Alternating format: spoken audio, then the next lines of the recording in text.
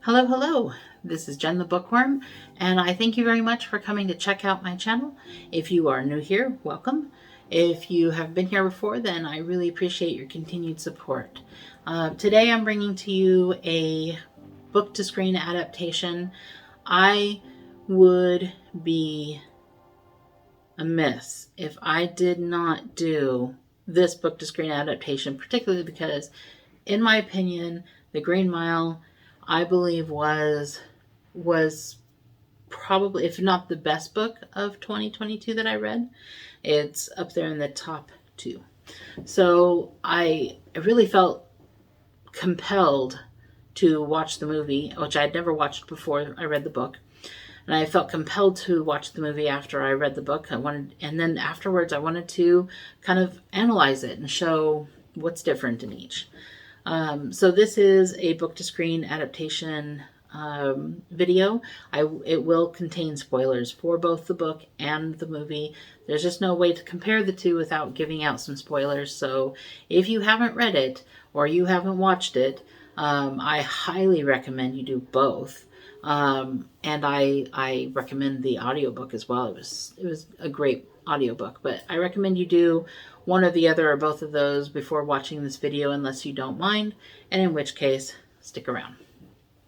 So in the book to movie adaptation videos, I like to ask, I say 5 questions, but it's really 6 questions. I like to ask a few questions here, and that is, what did the book do better? What did the movie do better? What changes were understandable? What changes were unforgivable? And did the actors embody the characters? And I also like to kind of give a rating for how well the book was adapted into a movie. So the synopsis of the story, it's essentially about a man who was the supervisor of a death row section of a prison. He views his job as he views it as his responsibility to maintain calm and peace in the inmates before they go on to their execution. He is very compassionate in a way that is perhaps surprising. I think maybe a stereotypical idea of a person whose job it is to take care of death row inmates would be that he would maybe despise them or feel superior to them or be mean or cruel or indifferent. He is none of those things. He's very compassionate towards them, and that was a very interesting take on that kind of character. He has only a few people to tend to at a time. He takes his job pretty seriously, and so long as it doesn't hurt anybody else, he tries to do whatever the inmates need or provide whatever the inmates need in the way of counseling or talking or guidance or whatnot until they meet their end. One inmate that particularly touches his life is John Coffey. John Coffey is a man who was accused of the rape and murder of 2 little girls. He is an abnormally large black man in the South, and he was accused of hurting the 2 little girls in question were 2 little white girls. He was pushed through the trial very quickly. It was very easy to see that he was kind of a simpleton, that he had no formal education of any kind, and the fact that his race and his state of mind played a big part in the state being able just to push him through onto the electric chair and be done with him. But he was a very gentle person, which seemed at odds with the crimes that he committed. So it created a conflict in Paul, the main character, Paul Edgecombe. It created a conflict in him. It made him question what was really going on. The book covers topics such as grief and retribution, repentance, as well as race and bullying. and I thought it was an excellent book. So what does the book do better? There's a lot about the main character, Paul, that is explored in the book that they just can't go into in the movie. It would slow down, grind down the pacing quite a bit. But it's really difficult in a movie to portray someone's inner thoughts and feelings and such. In the book, you get such a rich, deep understanding of Paul that the actions that he does later on makes more sense because of what you learn about him. So, and I feel like the movie does a pretty good job of not making it seem like, whoa, that comes out of the blue. Why is he breaking him out of prison? That doesn't seem like as jarring, but it does seem far more understandable, far more is explained when you really get into the depth of the character of Paul. So what did the movie do better? Well, in my opinion, visualization. I mean, there was something about visualizing John Coffey, seeing E-Block, the Green Mile, seeing a visual representation of the characters and the interactions of the characters. All that was done very well. And that's something that even if you have a vivid memory or vivid imagination and you picture these things in your head, sometimes it's really cool to see a visualization of the things that are described to you in the book. Sometimes you didn't catch on to this aspect, or sometimes it's described in such a way that it was ambiguous and it's different in your head, and the person who's putting this movie together has a different opinion or a different idea or whatever. But it's really cool to see their interpretation and the way that they visualize it. And so I really enjoyed that part about the movie. Also, the whole journey to break John Coffey out of prison, to take him to the warden's house to heal the warden's wife, and then break him back into prison. That whole thing, that was the only part about the book where I felt like the pacing ground down to a slow and boring, frankly, place. It was not that long, actually. It just seemed long. And it didn't diminish my enjoyment of the book, but I did particularly appreciate that they sped that up some in the movie. So, and they sped it up, but they still managed to keep the tension that was being built. Because I believe what Stephen King was trying to do was build tension in that whole interaction, which he did do. But in the movie, I thought they did a superior job of pacing that a little bit without getting rid of the tension. So what changes did they make that were understandable? Well, in the book, Paul is writing memoirs. This is kind of how we're accessing his journey through all this. And sometimes they do it a little out of order, but it's mostly chronological. It's not that much out of order. Like some other of his stories can get that way, but it does.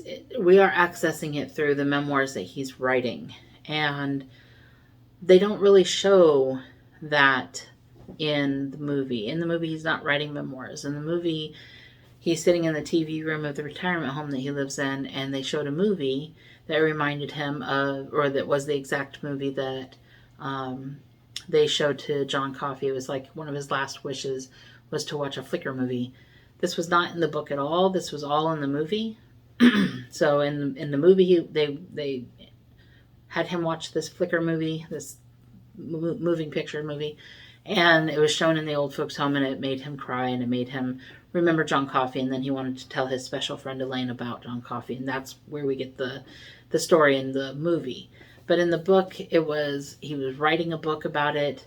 Elaine was a much stronger, bigger character, and they changed these things. But I kind of understand it's a pacing thing. The movie was already significant sized movie, and if you want to add in all of the layers when it comes to Elaine and stuff like that, I understand why they changed that. So that was a change that they made, but it was understandable. Secondly, the next biggest change I think that they made that was understandable but kind of sad was the bully that was in the retirement home, Brad Dolan. And he was sort of a counterpart to Percy, who was one of the guards in the E block. That he was kind of a bully, and he was kind of who you more stereotypically think of, somebody who wants to do this kind of job because he wants to show he's superior and he wants to beat up on people in worse circumstances than him, and he wants to feed a beast inside of him with violence and such. And they have that character in there, and they have kind of a counterpart character in Paul's elder life. Because he's an adult in both of them, but when he's an elderly person, he has an inmate he has an orderly that sort of mirrors Percy, and they cut that whole part out. They vaguely refer to a woman who is kind of a tough woman who might not appreciate Paul's walks as an older man, but they don't actually show anything of this bully. And it's kind of unfortunate because it really enriches the end. It's really kind of important towards the end.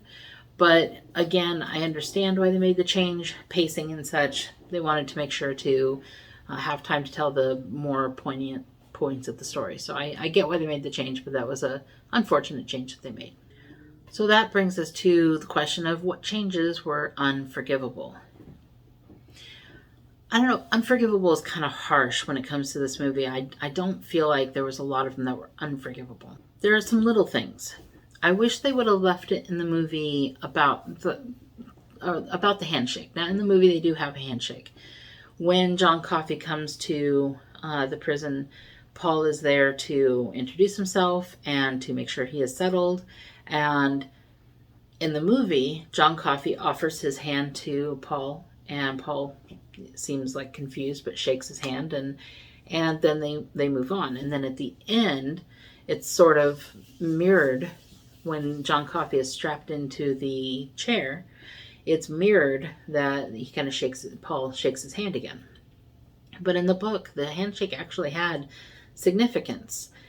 It alluded to something. Because in the book, Paul was like, I felt compelled to shake his hand. I don't really know why, because I've never done that before, but I really wanted to shake his hand. It was Paul that initiated the handshake in the book. And that was sort of alluding to the fact that there was some kind of a power around John Coffey. So to explain John Coffey a little bit, he is the supernatural element to the Stephen King book. It kind of took me off guard. It was almost like I forgot I was reading the Stephen King book. I forgot that there might be a supernatural element to the book. And he has a power. It's unexplained how he got it or why he has it, but he has a power to heal. He touches someone that's sick, and he brings the sickness into himself, and he releases it out of his mouth in the form of like little black bugs that all turn to like ash and disappear. So he brings the illness into himself, and then he releases it. He heals the person, and that's his power. That's what he can do. And he's a very gentle, caring person. But he also has almost like a low-level emotion control or mind control type aspect to him, in that he is able to give confidence or to bring calm when they take him to the warden's house, because the warden's wife is sick with cancer, with a tumor. She is dying. She is changing, and Paul and the warden are friends outside of work, and the warden's wife and Paul's wife are friends, and Paul feels very strongly for his friend who loves his wife, and his wife is dying, and she's going through some changes before she's dying, and it's terrible for him. And he just wants to help. So he figures with what John Coffey can do, he can help this woman. So when they break him out of prison and they bring him there, at first Paul and his kind of his side, his right hand man, I guess, Brutus is his name, but they call him Brutal. They're kind of tongue tied. They have a moment of, oh, this was a bad idea. How am I going to explain this to Hal? How am I going to make this happen? Until John Coffey comes up to them, and then they kind of have a calm settle over them. And John Coffey's able to get in and kind of calm Hal, who probably would never let a convicted, murdering child rapist on death row person next to his beloved wife, especially, when he heals her, he has his mouth on her. I don't think Hal would have been okay with that if there wasn't some sort of emotion suppression or light mind control type thing. And they allude to that in the book, and it's nowhere in the movie. So it's unfortunate that they take that part out. I think probably it was taken out because it would have been difficult to show, but I don't think it would have been impossible. And I think it would have added a little more layer to John Coffey, and I wish that they would have left that in. I don't like the changes that they made to the investigation against Coffey. So when John Coffey was found in the field with the little girls, there was a literal mob coming after him. One of the people was an officer, detective, or sheriff, or somebody in charge. Somebody who represented the law in charge. And then the brother and father of the girls and some neighbors, and they all went to try to track down through the trail of blood and tattered clothing where these little girls are. When they come across Coffey, in the book, the sheriff understandably looks at him and is like, okay, this man is huge, and he's carrying bloodied little girls in his arms, and he could snap at any minute, so we're going to take this a little slow. And he does. He's a little more, not respectful necessarily, but he has he's I don't know, he's just approaches him with more caution and more deferential, I guess. And in the movie, they find him and you're going to hang for this kind of thing, and spits in his face. And I kind of didn't like that. But also in the book, there's a really important aspect of how Paul comes to believe that John Coffey isn't responsible for these girls' death. And that is the lunch package that he has in his pocket. The officer or sheriff investigator person sees a bulge in his shirt pocket, and he's like, "What's that?" And he says, "It's a bit of lunch." And he says, "I'm just going to reach into your pocket and double check this, okay?" So he does. He finds it's wrapped in paper and then tied with twine in a bow, which is significant. In the book, the family has a big dog, and they hypothesize that only a big man would be able to subdue such a big dog and break his neck. But they think that the part of the way that he subdues the dog, they found like a half-eaten sausage. So he had food. He gave the dog sausages. The dog's eating sausages, and he breaks the dog's necks. And only a big guy could do that, is how what they say. That's part of their investigation. They untie and open up the food, and they see sandwiches and stuff, but no sausages. So, although that's not proof of anything, they determine, because there's no sausages in the package, that it's proof that he gave sausages to the dog. It's not proof at all, but that's how it went in the book. In the movie, all of that was taken out. I don't even think the dog was mentioned, the sausages not mentioned, the lunch not mentioned. And it's important because later on, Paul, when he's investigating, he realizes that he doesn't think John Coffey's smart enough to tie a knot. So he gives him his shoe. He unties his shoe and he says, "Tie this for me." And John Coffey can't do it. And he didn't tell John Coffey, "I'm doing this to prove whatever." He didn't tell him anything There was no reason for John Coffey to pretend he couldn't tie a shoe if he could. He just couldn't do it. So how did he have a tied piece of, his lunch was all tied up. He couldn't have opened it up, given sausage, and then tie it back up. And they found it tied. It was just kind of an important detail that led Paul to believe things weren't exactly as they were told to him. And they left that out altogether, and I wish they hadn't. And I don't think it would have taken up very much time to keep that in. Another part of the investigation, when the mob came upon Coffey, he was bawling loudly. They couldn't have missed him. He wasn't trying to hide. He was sitting there. He had these girls in his arms. He's petting them. Their blonde hair is full of blood. There's blood everywhere. They don't even recognize them at first. It's bad. And he says, I couldn't help it. I tried to take it back. And he repeats that quite a few times. He says it once in the movie, but in the book he repeats it quite a few times. And it makes it seem like with the information that you have, that he is admitting that he hurt the girls, and because he was unable to stop himself from doing that, and that he immediately regretted it after he did it. That's the way it is shown in the book, and is very easy to see how people could interpret it that way.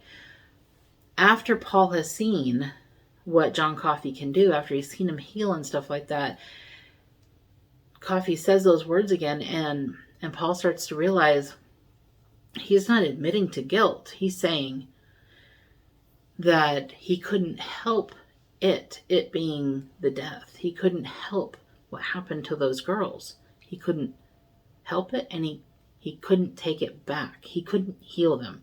They were dead when he found them, and he couldn't heal them. But only Paul reinterprets his words and understands the actual meaning behind it. And all that was erased from the movie, which I think is kind of unfortunate. I think that was a part that when he put 2 and 2 together and he replayed those words and with the new meanings behind them, it was kind of a part that kind of gave me chills. It was a part that was meaningful in the book. And it was completely taken out of the movie, which I think is unfortunate.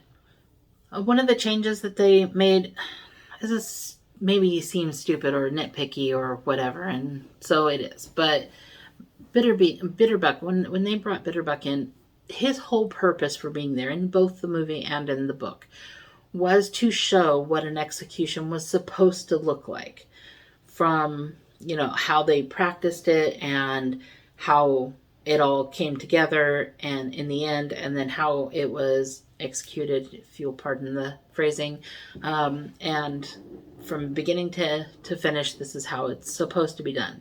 And they do that because there's another execution that happens later for Delacroix that is done wrong intentionally, and catastrophe happens. But if you don't necessarily see how it's supposed to be done, then you don't necessarily understand how catastrophic the Dell's execution is. So that was his purpose in there. But in the book, they did develop him a little bit more, and it was kind of important that his daughter came and braided his hair, and I don't know, they were thinking, and his braids weren't in the movie, and I don't know, maybe that's a dumb thing, but it was something I noticed, and it kind of bothered me, because in the book, one of his braids kind of catches on fire, and it just sort of leads to more explanation about how the execution is done, why certain things are done the way they are.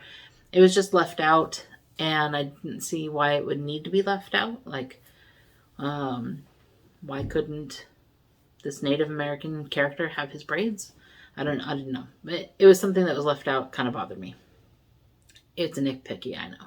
I don't understand why in the book, when Paul is trying to find out, like, get to the bottom of what is really going on with John Coffey, what he's really about. There's an investigative reporter who seems to have covered a lot of the story. A lot of the articles that he Paul read, came from this reporter, so he tracks down this reporter. But in the movie, it's not a reporter, it's the court-appointed lawyer for Coffey. I don't understand why you need to make that change. It's one of my pet peeves when adapting a book into a movie. Why do you change professions? It's just as easy to say that he's a reporter as it is to say that he's a lawyer. He's not in court and having to do anything. He's not actually doing the reporting at the moment, so he's not doing the actual job, so it doesn't hurt anything to correctly represent him. I guess that might be considered nitpicky as well, but it's something that bugs me. I've seen it happen before. Instead of a ad executive, it's a photographer, instead of a reporter, he's a lawyer. I don't know, I don't understand why you got to make the change. I don't understand why they kind of butchered the character of Toot. Toot was kind of an interesting little character, and it was interesting to me because I didn't know, and if this is representative of reality, I didn't know that there was, I don't know, it just seemed they have this guy and he is sort of like the sweets person on Harry Potter's train ride to Hogwarts, and goes around with a little cart, and he sells sandwiches, and he sells like little things that he finds or that he has that he thinks somebody will want to pay something for. He's a sales guy. He kind of is the concession stand guy, and he sells to guards, he sells to inmates. Delacour's little mouse's habitat comes from Toot's stuff. But in the movie, they add him in the movie, but they kind of like stripped him bare of almost everything. It would have been better just to not have him in there at all than to have him in there in a half-assed sort of way, in my opinion. I'm sure it was done for pacing reasons and stuff, but they really feel like they phoned in the representation of that character. One thing I noticed in the movie that's different than the book. In the book, it feels like when they're doing the rehearsed speech around the execution, I can't remember the exact wording and I couldn't find it on the internet, and I listened to this through audiobook, and so it's harder to kind of go back through and find where it is on the audiobook. But I seem to remember in the audiobook that when giving the speech for the execution, it says something along the lines of the people of the state or the judges have deemed it necessary or deemed you worthy of execution by electricity. God have mercy on your soul, and God have mercy on the soul of the people of the judge. I can't remember the exact wording, but it was almost like, God have mercy on your soul, God have mercy on their soul too. It was almost like it was a commentary on they're killing you because of something that you did. If God needs to have mercy on your soul, perhaps God needs to have mercy on their soul as well. It almost seemed like a small commentary on the death penalty. But in the movie, they cut that part out. It's just God have mercy on the soul of the person who did the crime. There's no God should have mercy on the souls of the people who is putting this person to death. So it was a change. I don't know if it was made for political reasons or if it was made for they just didn't think it was necessary, or they didn't get the significance of it, or I don't know why. It just was a change that didn't need to be made, and I thought it was a cool little commentary on the death penalty, and I didn't think that they needed to take it out. So, did the actors embody the characters? Yes, absolutely yes.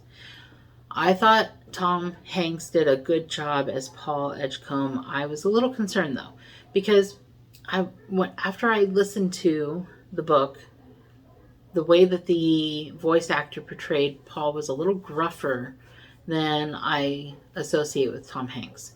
And sometimes it's difficult when you look at Tom Hanks to not see Forrest Gump or You've Got Mail or Money Pit, He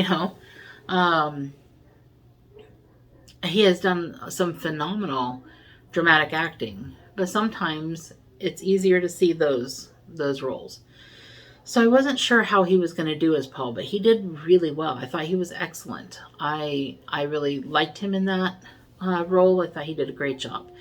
And Michael Clark Duncan, I would, if Stephen King knew of his existence, I would almost just, before, when he was writing the book, I would say he was writing John Coffey for this actor.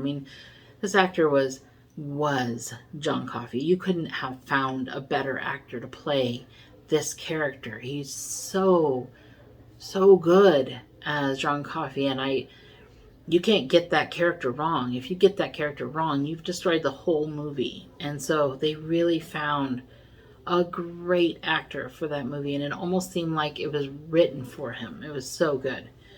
So yes, I absolutely think, and all the characters, the guy that played Percy did a good Percy, the guy that played Brutal did a good Brutal.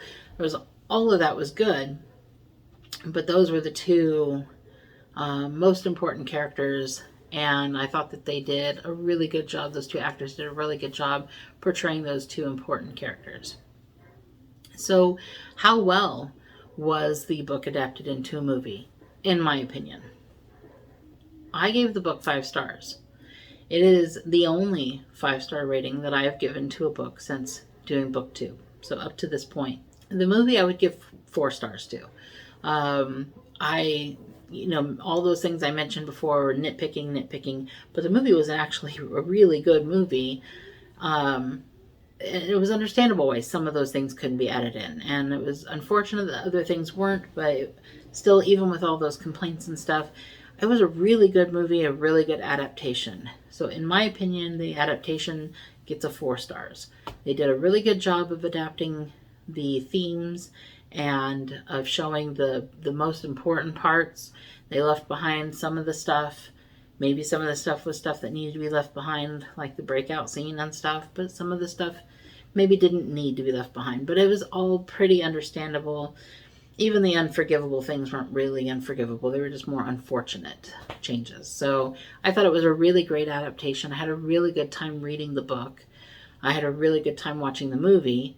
And if you haven't seen the book or the movie, sorry, spoiled it for you. But I definitely recommend you go and you read and you watch. I haven't done it justice. I promise you will get something out of it, even if you've watched this whole thing without either reading it or watching it. So I definitely recommend both. The book, the movie. Go watch them and have fun. If you liked anything I've had to say, if you agree with me, if you don't agree with me, please leave me some comments down below. Let me know what you thought. Let me know if you think I'm being too critical. Let me know if I'm not being critical enough. If you remember something that was in the book but it wasn't in the movie or vice versa that you want to point out, leave me some comments and let me know. If you liked this video, please consider giving me a thumbs up. Consider subscribing to the channel. Hit the notification bell if you want to make sure not to miss anything I put out. I try to put out videos on Fridays and smattering videos throughout the week when I can.